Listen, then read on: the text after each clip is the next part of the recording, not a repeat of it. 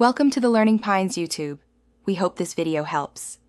You start by opening Microsoft Edge and going straight to Settings so you can change behavior immediately.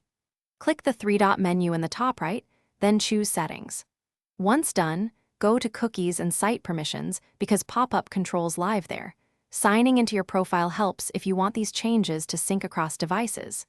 This first step puts you in the exact place to manage pop-ups, and it prevents wasting time searching through unrelated menus.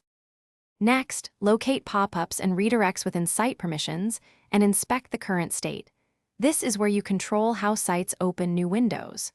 Toggle the main setting to allow if you need pop-ups, or leave it blocked and add specific sites to the Allow list so only trusted pages can open windows.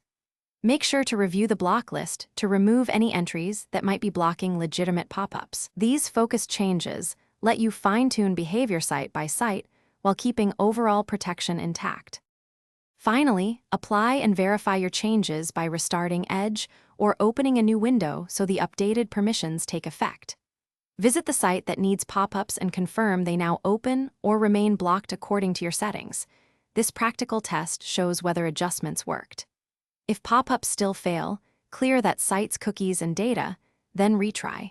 Also make sure extensions aren't interfering by disabling them briefly. This troubleshooting tip usually resolves conflicts between browser settings and add-ons. Thanks for watching. Consider subscribing if we helped you.